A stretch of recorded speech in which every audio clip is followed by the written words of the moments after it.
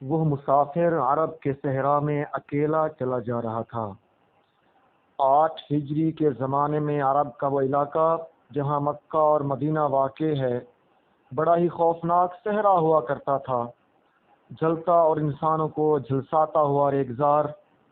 ایک تو صحرا کی اپنی صعوبتیں تھیں، دوسرا خطرہ راہزنوں کا تھا۔ مسافر قافلوں کی صورت سفر کیا کرتے تھے، لیکن یہ مسافر اکیلا چلا جا رہا تھا۔ وہ اعلیٰ نسل کے جنگی گھوڑے پر سوار تھا۔ اس کی ذرا گھوڑے کی زین کے ساتھ بندھی ہوئی تھی، اس کی کمر سے تلوار لٹک رہی تھی اور اس کے ہاتھ میں برچھی تھی۔ اس زمانے میں مردوں کے قد دراز، سینے چوڑے اور جسم گٹھے ہوئے ہوا کرتے تھے۔ یہ اکیلا مسافر بھی انہی مردوں میں سے تھا، لیکن جس انداز سے وہ گھوڑے کی پیٹھ پہ بیٹھا تھا اس سے پتہ چلتا تھا کہ وہ شاہ سوار ہے اور وہ کوئی معمولی آدمی نہیں۔ اس کے چہرے پہ خوف کا ہلکا سا بھی تاثر نہیں تھا کہ راہزن اسے لوٹ لیں گے، اس سے اتنی اچھی نسل کا گھوڑا چھین لیں گے اور اسے پیدل سفر کرنا پڑے گا۔ لیکن اس کے چہرے پہ جو تاثر تھا وہ قدرتی نہیں تھا، وہ کچھ سوچ رہا تھا، یادوں سے دل بہلا رہا تھا یا کچھ یادوں کو ذہن میں دفن کرنے کی کوشش کر رہا تھا۔ آگے ایک گھاٹی آ گئی، گھوڑا چڑھتا چلا گیا، خاصی بلندی پر جا کر زمین ہموار ہوئی۔ سوار نے گھوڑا روک کر اسے گھمایا اور رکابوں پر کھڑے ہو کر پیچھے دیکھا، اسے مکہ نظر آیا۔ مکہ افق کے نیچے چلا گیا تھا۔ ابو سلیمان اسے جیسے آواز سنائی دی، اب پیچھے نہ دیکھو، مکہ کو ذہن سے اتار دو، تم مرد میدان ہو، اپنے آپ کو 2 حصوں میں نہ کٹنے دو، اپنے فیصلے پر قائم رہو، تمہاری منزل مدینہ ہے۔ اس نے مکہ کی سمت سے نگاہیں ہٹا لیں، گھوڑے کا رخ مدینہ کی طرف کیا اور باغ کو ہلکا سا جھٹکا دیا۔ گھوڑا اپنے سوار کے اشارے سمجھتا تھا، نپی تلی چال چل پڑا۔ سوار کی عمر 43 برس تھی، لیکن وہ اپنی عمر سے جوان لگتا تھا۔ سلیمان اس کے بیٹے کا نام تھا، اس کے باپ کا نام الولید تھا، لیکن سوار نے خالد بن ولید کے بجائے ابو سلیمان کہلانا زیادہ پسند کیا۔ اسے معلوم نہ تھا کہ تاریخ اسے خالد بن ولید کے نام سے یاد رکھے گی اور یہ نام اسلام کی عسکری روایات اور جذبے کا دوسرا نام بن جائے گا۔ مگر 43 برس کی عمر میں جب خالد مدینے کی طرف جا رہا تھا اس وقت وہ مسلمان نہیں تھا۔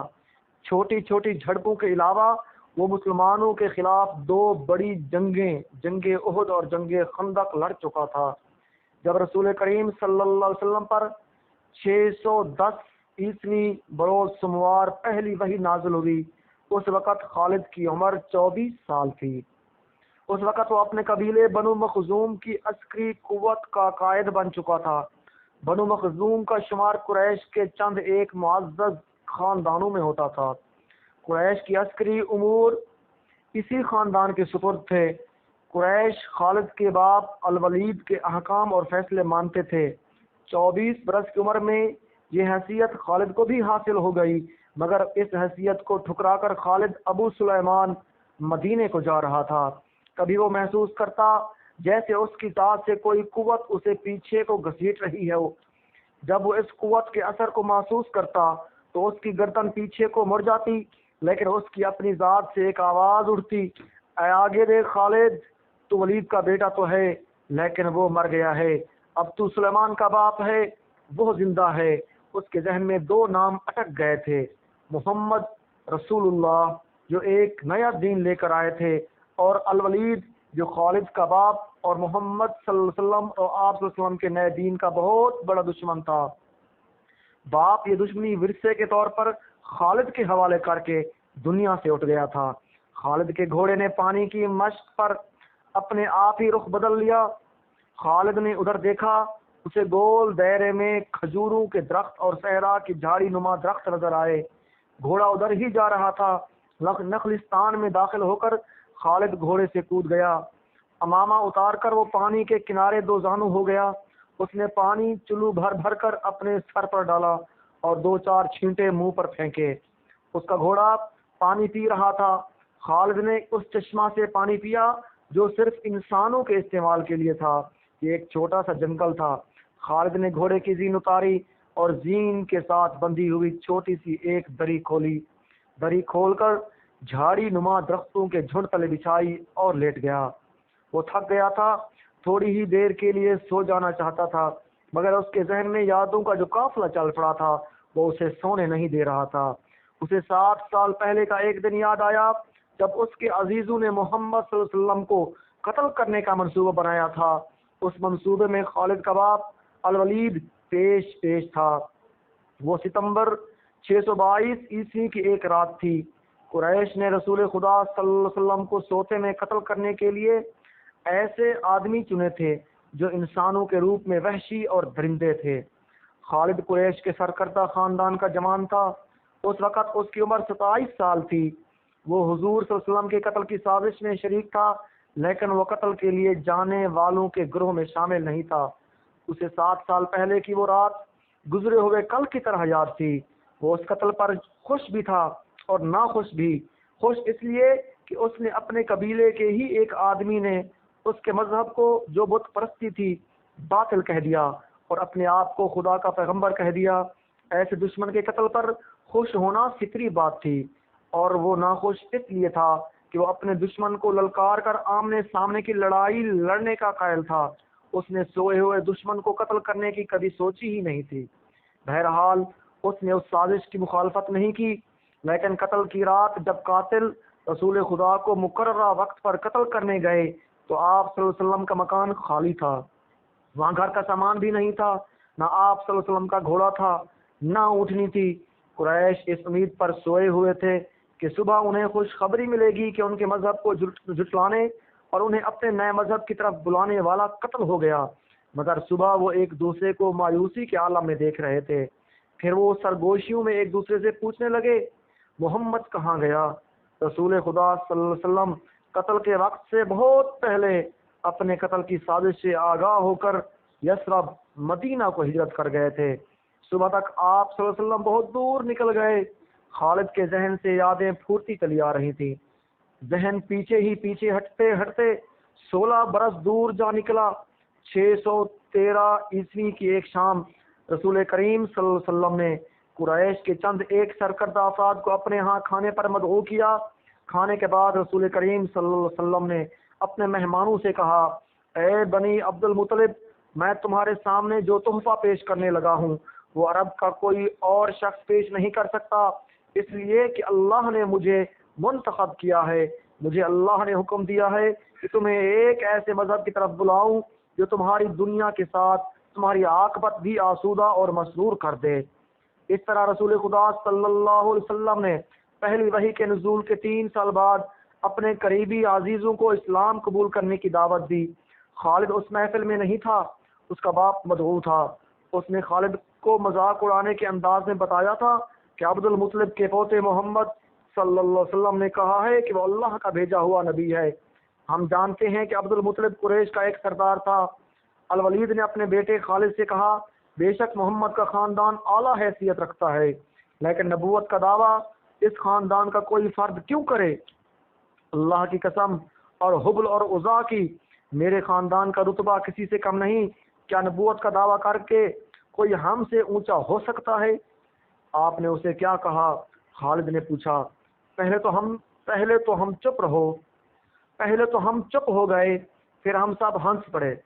الولید نے کہا، لیکن محمد کے چچا زاد بھائی علی نے محمد کی نبوت کو قبول کر لیا ہے۔ خالد اپنے باپ کی طنزیہ ہنسی کو بھولا نہیں تھا۔ خالد کو 629 عیسوی کے ایک روز مکہ اور مدینہ کے راستے میں ایک نخلستان میں لیٹے ہوئے وہ وقت یاد آ رہا تھا۔ رسول اللہ صلی اللہ علیہ وسلم جن کی نبوت کو قریش کے سردار قبول نہیں کر رہے تھے، اس نبوت کو لوگ قبول کرتے چلے جا رہے تھے۔ ان میں اکثریت نوجوانوں کی تھی۔ بعض مفلس لوگوں نے بھی اسلام قبول کر لیا۔ اس سے نبی کریم صلی اللہ علیہ وسلم کے حوصلے میں جان آ گئی اور آپ صلی اللہ علیہ وسلم نے اسلام کی تبلیغ تیز کر دی۔ آپ صلی اللہ علیہ وسلم بت پرستی کے خلاف تھے۔ مسلمان ان 360 بتوں کا مذاق اڑاتے تھے جو کعبہ کے اندر اور باہر رکھے ہوئے تھے۔ طلوع اسلام سے پہلے عرب ایک خدا کو مانتے تھے اور پوجتے ان بتوں کو تھے، انہیں وہ دیویاں اور دیوتا کہتے اور انہیں اللہ کے بیٹے اور بیٹیاں مانتے۔ وہ ہر بات میں اللہ کی قسم کھاتے تھے۔ قریش نے دیکھا کہ محمد صلی اللہ علیہ وسلم جس دین کا انہوں نے مذاق اڑایا تھا وہ مقبول ہوتا جا رہا ہے، تو انہوں نے آپ صلی اللہ علیہ وسلم کی تبلیغی سرگرمیوں کے خلاف محاذ بنا لیا اور مسلمانوں کو جینا حرام کر دیا۔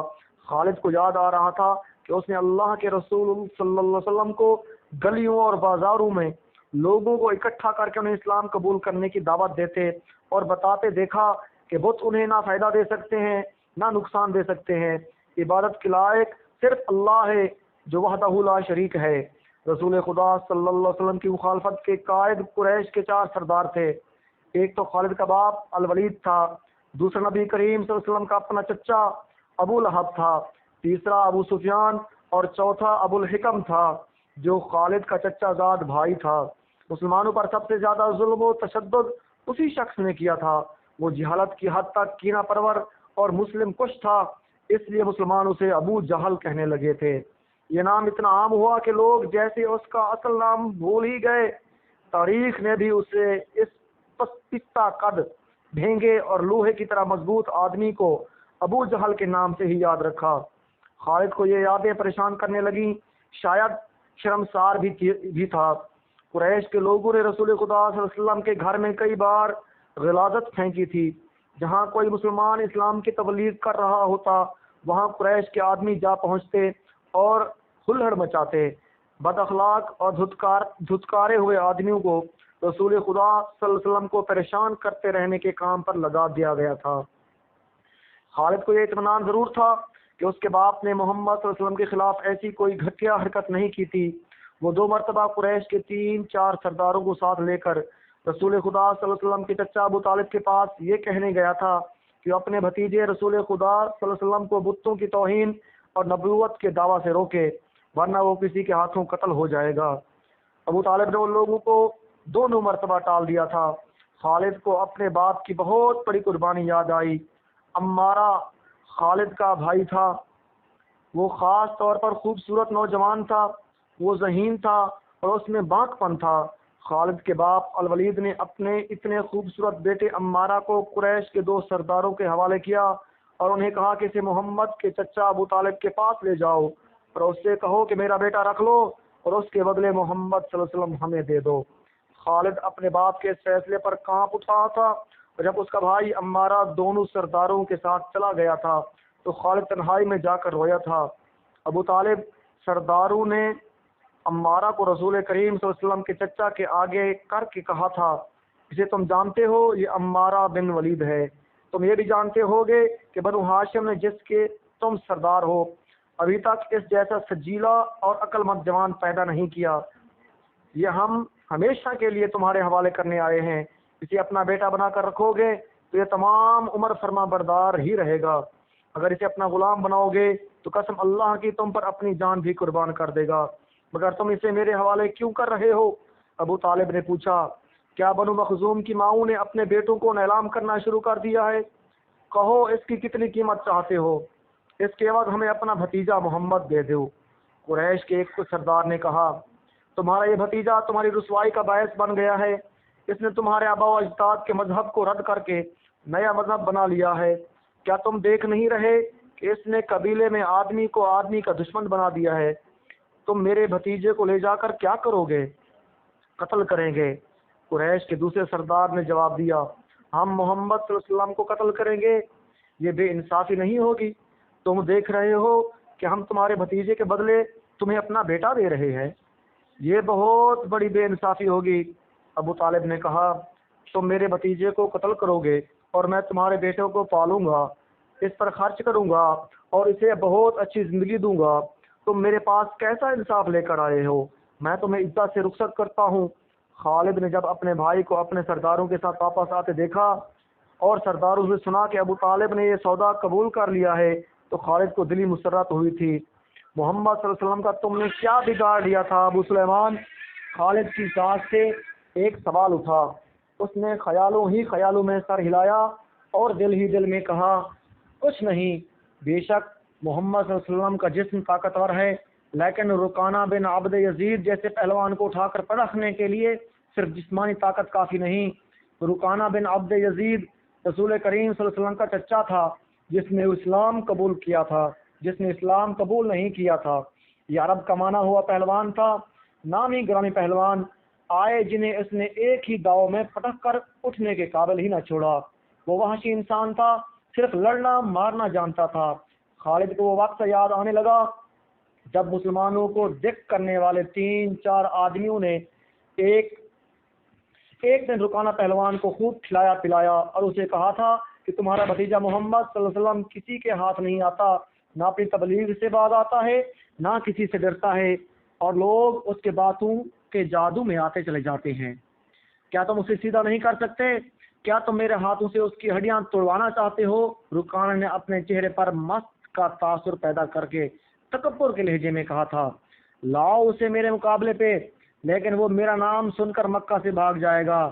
نہیں نہیں، میں اس کے ساتھ لڑنا اپنی توہین سمجھتا ہوں۔ اس نے اکسانے والے آدمیوں کی بات نہ مانی، وہ کسی پہلوان کو اپنے برابر سمجھتا ہی نہیں تھا۔ مسلمانوں کے دشمن خاموش ہو گئے، لیکن سوچتے رہے کہ رسول خدا صلی اللہ علیہ وسلم کو رکانہ کے ہاتھوں گرا کر آپ صلی اللہ علیہ وسلم کا تماشا بنایا جائے۔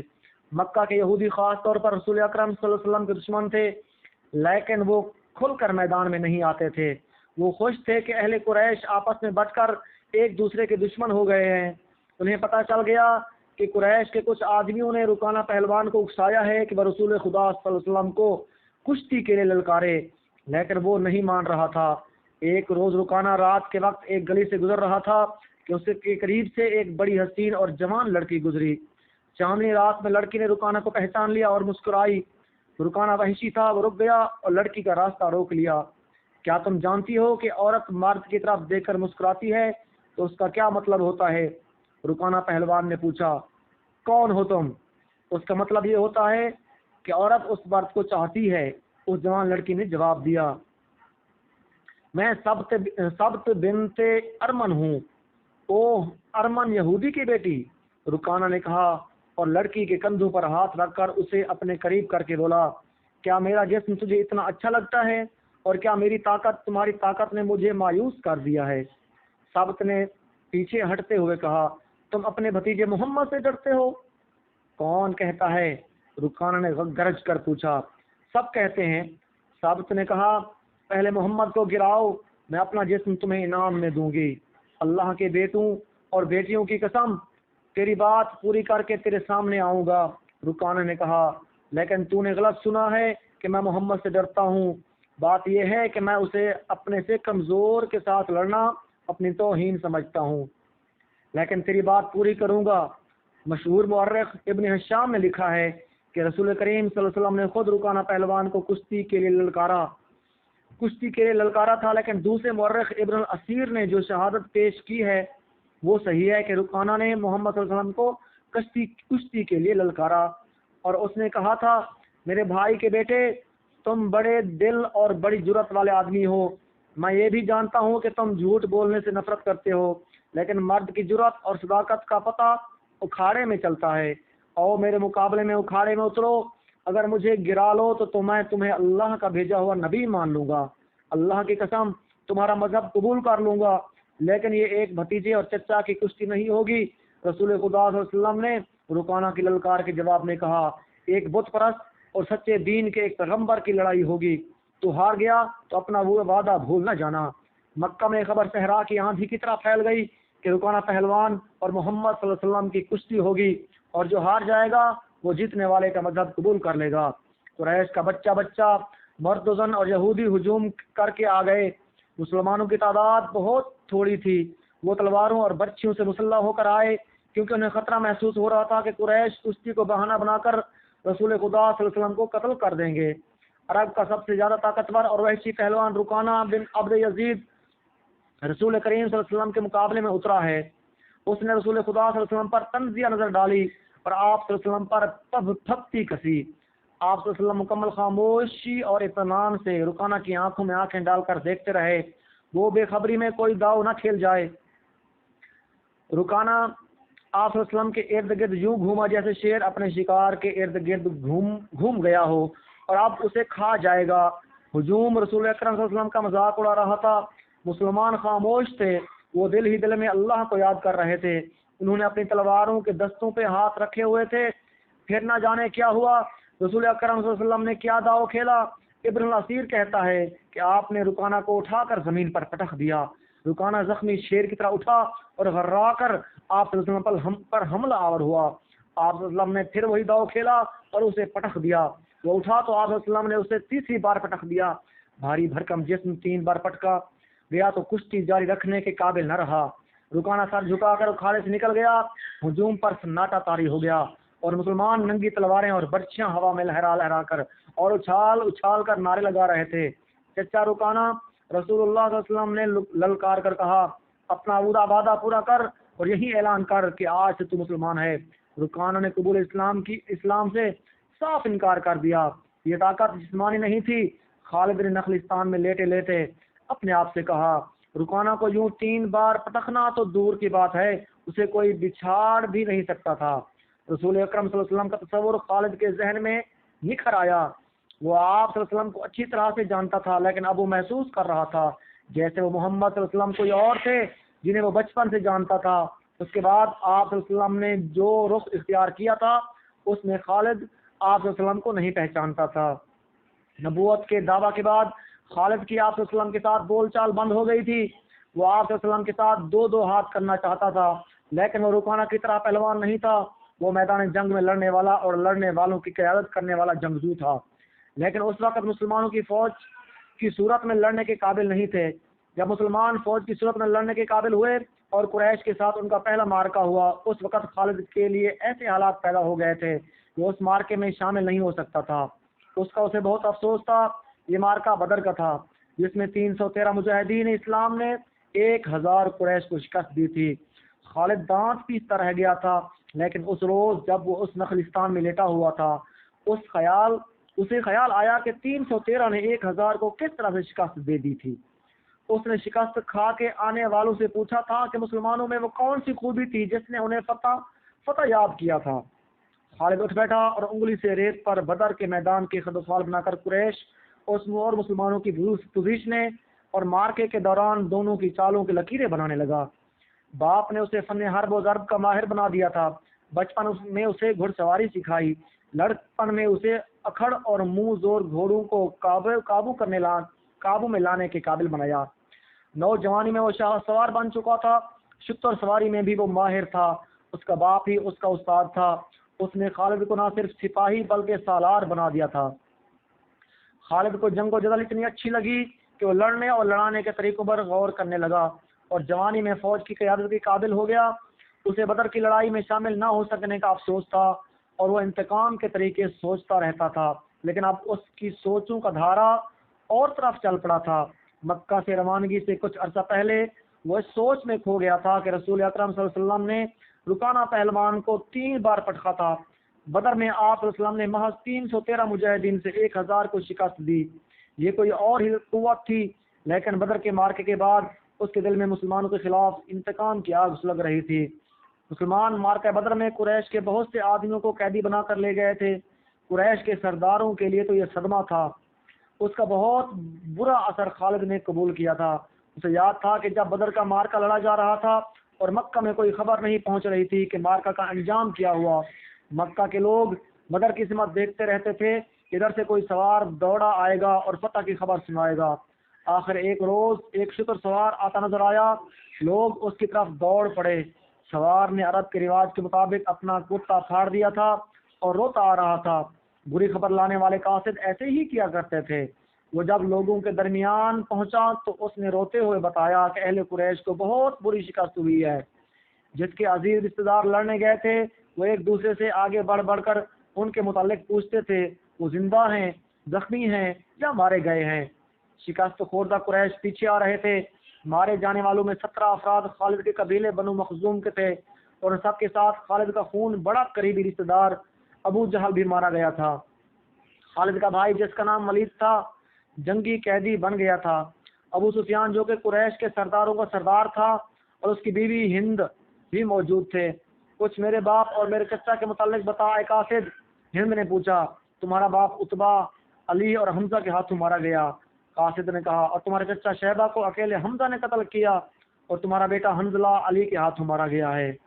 ابو سفیان کی بیوی ہند نے پہلے تو علی اور حمزہ کو بلند آواز سے برا بھلا کہا، پھر بولی اللہ کی قسم میں اپنے باپ اور اپنا چچا اور اپنے بیٹے کے خون کا بدلہ لوں گی۔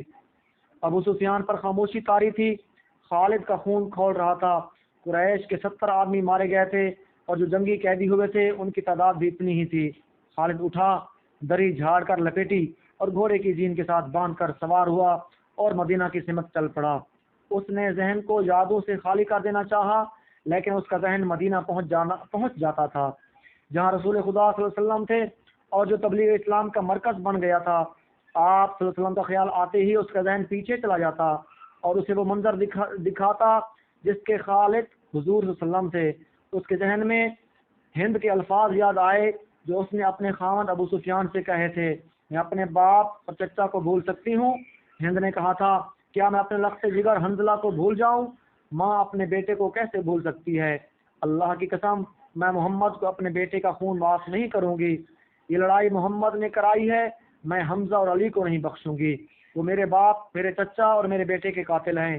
میرے خون کو صرف میرے بیٹے کا قتل گرما رہا ہے۔ ابو سفیان نے کہا تھا، مجھ پر اپنے بیٹے کے خون کا انتقام فرض ہو گیا ہے۔ میں سب سے پہلے یہ کام کروں گا کہ محمد کے خلاف زبردست فوج تیار کر کے اسے آئندہ لڑنے کے قابل نہیں چھوڑوں گا۔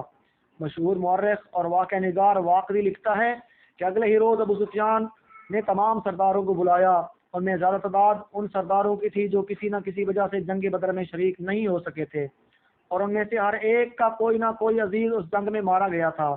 سب انتقام کا ارادہ لے کر اکٹھے ہوئے۔ کیا مجھے زیادہ باتیں کرنے کی ضرورت ہے؟ ابو سفیان نے کہا، میرا اپنا جوان بیٹا مارا گیا ہے، اگر میں انتقام نہیں لیتا تو مجھے جینے کا کوئی حق نہیں۔ سب ایک ہی بار بولنے لگے۔ وہ اس پر متفق تھے مسلمانوں سے بدر کی شکست کا انتقام لیا جائے، لیکن آپ میں سے کوئی بھی اپنے گھر میں نہ بیٹھا رہے۔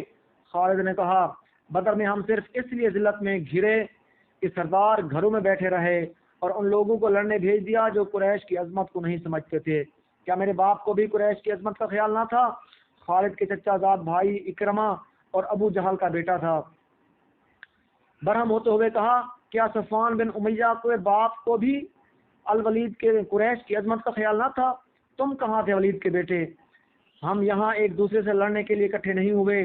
ابو سفیان نے کہا، خالد تمہیں ایسی بات نہیں کہنی چاہیے تھی جس سے کوئی اپنی بے عزتی محسوس کرے۔ ہم میں سے کوئی بھی عزت والا نہیں رہا۔